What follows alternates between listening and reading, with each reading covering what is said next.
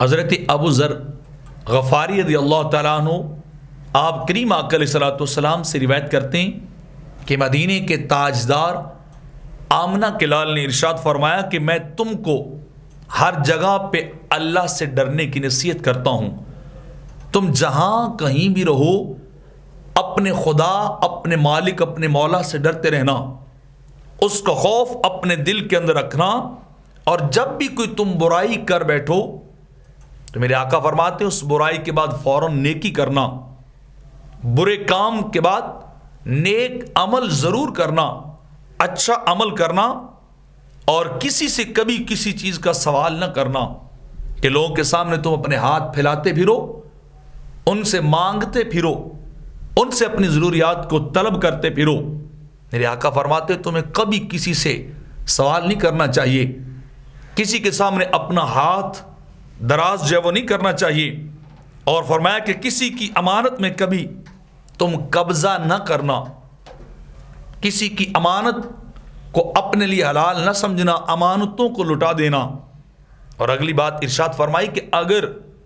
کبھی دو آدمیوں کے درمیان تمہیں فیصلہ کرنا پڑ جائے تو تم فیصلہ نہ کرنا، ہو سکتا ہے فیصلے میں غلطی ہو جائے، کوئی پہلو تم سے جو ہے وہ پوشیدہ اور خفیہ رہ جائے اور تم غلط فیصلہ کر بیٹھو،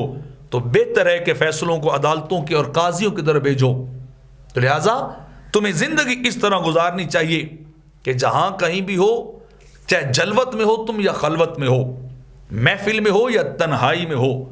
روشنی میں ہو یا اندھیرے میں ہو، گھر میں ہو یا گھر سے باہر ہو، اپنے ملک دیس وطن میں ہو یا غیر دیس وطن اور ملک کے اندر ہو، میں تمہیں وصیت کر رہا ہوں جہاں بھی رہنا اپنے خدا سے ڈرتے رہنا۔ خدا ہر جگہ بندے کو دیکھتا ہے، خدا سے خوف زدہ رہنا، اللہ کا خوف دل میں ہم وقت بٹھائے رکھنا، اور اس خوف کے اندر، خدا کے خوف کے اندر زندگی گزارنا۔ کیونکہ انسان اگر ایک خدا سے ڈرنے والا ہو تو پوری دنیا اس ایک بندے سے ڈرتی ہے، وہ دنیا اس بندے سے خائف ہوتی ہے، کیونکہ اس بندے کا مطمع نظر پھر مخلوق نہیں ہوتی،